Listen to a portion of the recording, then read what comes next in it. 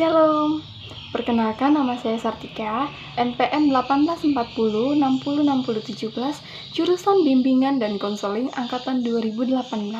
Pada video ini, saya akan memaparkan materi saya tentang bagaimana pola asuh orang tua, suku Dayak Agabag terhadap anak usia dini.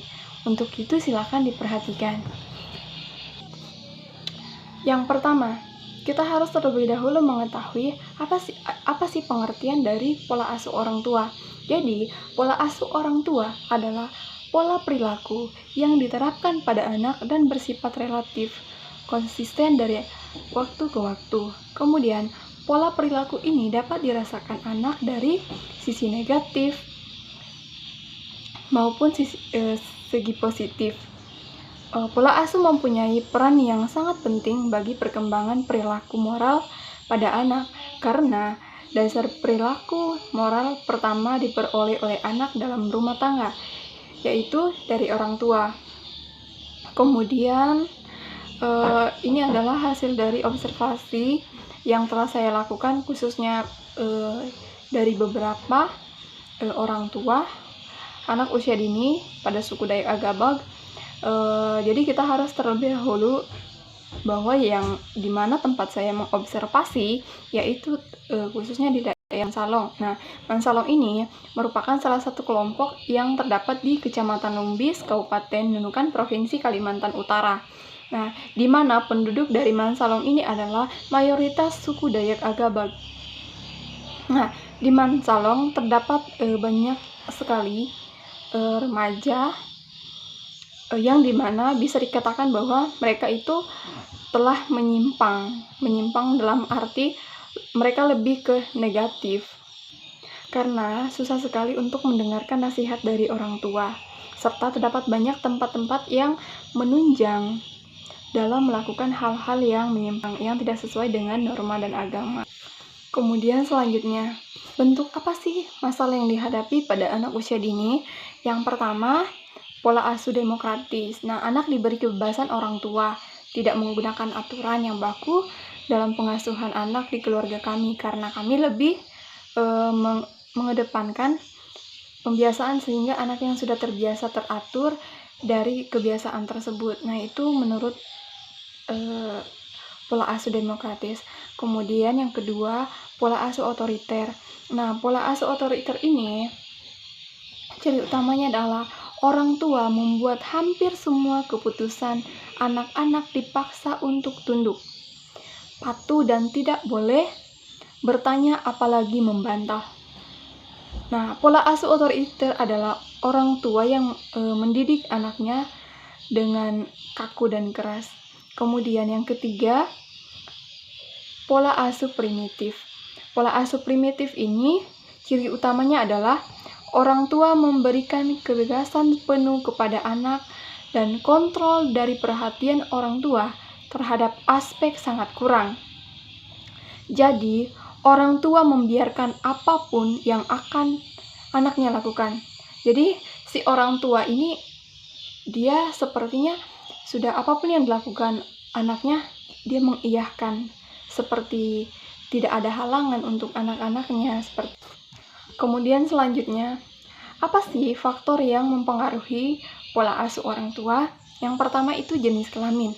Nah, orang tua cenderung lebih keras terhadap anak wanita dibandingkan dengan anak laki-laki. Yang kedua, kebudayaan. Nah, di mana belakang kebudayaan menciptakan perbedaan dalam pola asuh anak. Hal ini juga terkait dengan perbedaan peran antara wanita dan laki-laki dalam satu masyarakatnya. Seperti yang kita ketahui bahwasannya pada suku Dayak Agabag, maka pola asuh orang tua dengan suku Jawa itu akan sangat berbeda, karena dimana peran kita sebagai orang tua itu akan mempengaruhi bagaimana perilaku si anak untuk kedepannya. Jadi bagaimana pola asuh orang tua itu yang akan mempengaruhi bagaimana sih perilaku anak yang untuk kedepannya. Jadi pada suku Dayak Agabag pola asuhnya akan berbeda dengan suku-suku lainnya seperti itu. Contoh kecilnya mungkin pola asuh dari orang tua, khususnya pada suku Dayak Agabak itu sangat berbeda. Jadi ada yang menggunakan pola asuh otoriter, ada yang menggunakan primitif, seperti itu. Kemudian selanjutnya,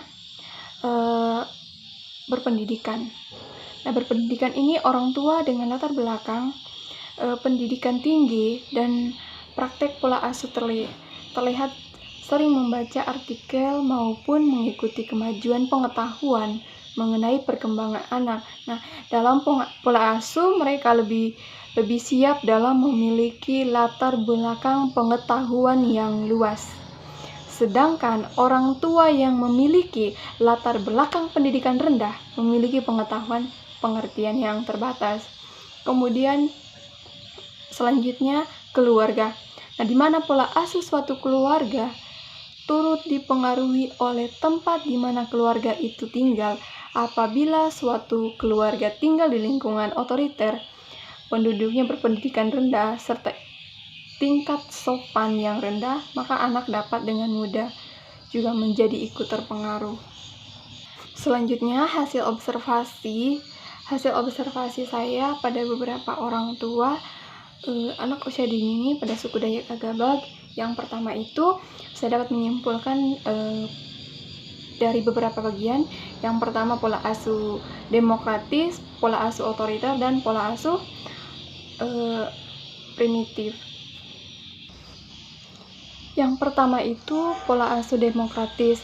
Nah, di mana pola asuh demokratis ini hasil wawancara dan beberapa informasi, yaitu orang tua anak usia dini suku Dayak Agabak mengatakan bahwa orang tua dalam memberikan kebebasan kepada anak, orang tua dalam menerapkan peraturan pada anak, dan kontrol orang tua terhadap keinginan anak.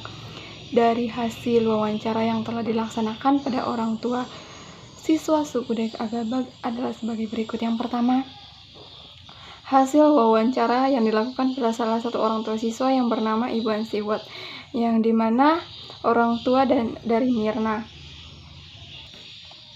Ibu Ansiwat mengatakan bahwa saya memberikan kebebasan kepada Mirna karena saya tidak tega kalau Mirna berada dalam tekanan, diberikan kebebasan namun di samping itu tetap dalam pengawasan orang tua. Kemudian menurut Ibu Nur Hasanah, orang tua Amar menyatakan bahwa tidak menggunakan aturan yang baku dalam pengasuhan anak di keluarga kami, karena kami lebih mengedepankan kebiasaan sehingga anaknya sudah terbiasa teratur dari kebiasaan tersebut. Sedangkan menurut Mirna, yakni Ibu Ansiwat, kemudian pola asuh otoriter berdasarkan dari wawancara narasumber yang telah saya wawancarai, yaitu orang tua dari siswi PAUD Ambaya, sesuai dengan kebebasan yang diberikan orang tua adalah hasil observasinya sebagai berikut. Yang pertama itu hasil yang telah saya lakukan dengan Ibu Suryati dan Ibu Dina di salah satu warung depan rumah. Beliau mengatakan bahwa saya termasuk tipe orang tua yang tidak memberikan kebebasan kepada anaknya untuk bermain di luar rumah. Saya membatasi gerak anak di luar karena banyak kebebasan anak untuk karena hal yang dikhawatirkan, sehingga saya dan suami lebih memilih ide agar di halaman rumah ada taman bermain. Nah, itu menurut Ibu Wasti dan juga Ibu Dina. Kemudian selanjutnya menurut Ibu Suryati menyatakan bahwa saya membuat peraturan sehingga dia tahu ada batasan-batasan yang tidak boleh dilakukan. Ibu Wasti pun sependapat dengan Ibu Suryati, yakni menggunakan aturan mendidik anaknya. Jadi si anak ini tidak diberikan kebebasan. Jadi mereka memiliki aturan-aturan tertentu. Apa yang menjadi aturan, apa yang tidak diperbolehkan oleh orang tuanya, si anak tidak boleh lakukan. Jadi apa yang diperbolehkan orang tuanya, itu yang anak lakukan. Seperti itu. Jadi yakni Ibu Suryati tentang penghargaan berperilaku baik dan hukuman berperilaku buruk, yaitu dengan pernyataan berikut. Kemudian selanjutnya, apa sih dampak dari pola asuh orang tua terhadap suku Dayak Agabak? Yang pertama itu pola asuh orang tua yang digunakan berdampak terhadap kemandirian anak. Jadi, bagaimana cara perilaku seperti yang telah saya jelaskan tadi, bahwa bagaimana sih pola asuh orang tua terhadap anaknya. Jika dari awal si anak itu dikekang, maka itu akan berdampak buruk terhadap anak untuk kedepannya. Jika anak itu dikekang, dia akan lebih takut mengeluarkan pendapat, seperti misalnya di dalam kelas. Nah, jika diberikan pertanyaan kepada guru, cenderung mereka akan diam. Kenapa mereka diam? Padahal sebenarnya mereka tahu jawabannya, namun mereka diam. Karena apa? Mereka takut terhadap gurunya nanti kena marah atau bagaimana. Karena itu tergantung dari bagaimana sih pola asuh orang tua itu terhadap anak, seperti itu. Jadi sangat menunjang sekali dari awal orang tua itu bagaimana caranya mendidik, bagaimana pola asuh orang tua itu terhadap anak. Nah, itu akan mempengaruhi perkembangan anak untuk kedepannya. Nah, ini dapat saya simpulkan bahwa pola asuh orang tua yang digunakan berdampak terhadap kemandirian anak. Jika orang tua menggunakan pola asuh otoriter, maka membuat anak menjadi mandiri. Jadi, akan tetapi jika orang tua menggunakan pola asuh otoriter, akan membuat anak dalam tekanan. Sedangkan jika menggunakan pola asuh primitif, akan membuat anak menjadi manja dan memiliki ketergantungan terhadap orang tua. Nah, hal ini dibuktikan dengan hasil wawancara dengan orang tua dan hasil observasi pada orang tua yang tergabung di PAUD Imbaya. Khususnya apa yang telah saya jelaskan tadi dari beberapa orang tua, itu tadi hasil dari wawancara saya terhadap orang tua suku Dayak Agabal. Mungkin sekian dari presentasi saya. Kurang dan lebihnya saya mohon maaf. Sekian dan terima kasih. Shalom.